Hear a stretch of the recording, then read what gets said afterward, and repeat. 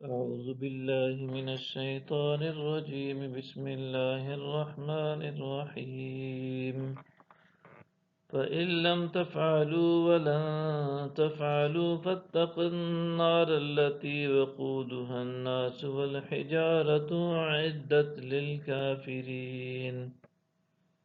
پھر اگر تم ایسا نہ کر سکو اور ہرگز نہ کر سکو گے تو اس آگ سے بچو جس کا ایندھن آدمی اور پتھر ہیں، جو کافروں کے لیے تیار کی گئی ہے۔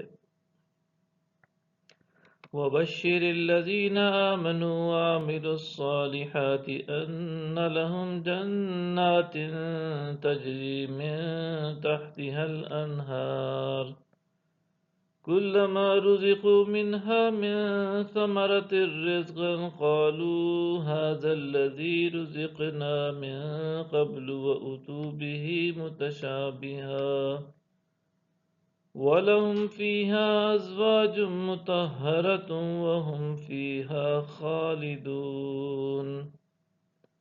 اور آپ ان لوگوں کو خوشخبری سنا دیں جو ایمان لائے اور نیک عمل کرتے رہے کہ ان کے لیے باغات ہیں جن کے نیچے نہریں بہتی ہیں۔ جب انہیں ان باغات میں سے کوئی پھل کھانے کو دیا جائے گا تو کہیں گے یہ تو وہی پھل ہے جو ہمیں پہلے دیا گیا تھا، حالانکہ انہیں ملتے جلتے پھل دیے جائیں گے۔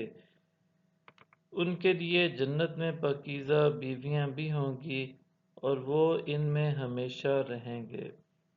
ان اللہ لا يستحيي ان يضرب مثلا ما بعودة فما فوقها فأما الذين آمنوا فيعلمون أنه الحق من ربهم وأما الذين كفروا فيقولون ماذا أراد الله بهذا مثلا يضل به كثيرا ويهدي به كثيرا وما يضل به إلا الفاسقين۔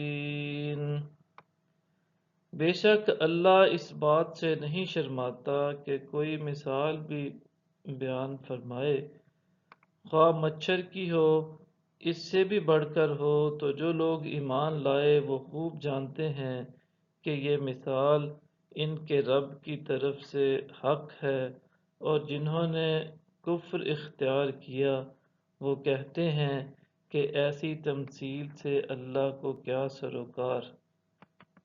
اللہ ایک ہی بات کے ذریعے بہت سے لوگوں کو گمراہ ٹھہراتا ہے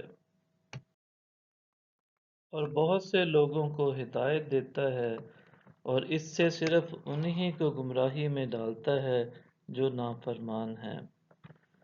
الذين ينقضون عهد الله من بعد ميثاقه ويقطعون ما أمر الله به أن يوصل ويفسدون في الأرض أولئك هم الخاسرون۔ جو اللہ کے عہد کو اس سے پختہ کرنے کے بعد توڑتے ہیں اور اس کو کاٹتے ہیں جس کو اللہ نے جوڑنے کا حکم دیا ہے، اور زمین میں فساد برپا کرتے ہیں، یہی لوگ نقصان اٹھانے والے ہیں۔ صدق اللہ العظیم۔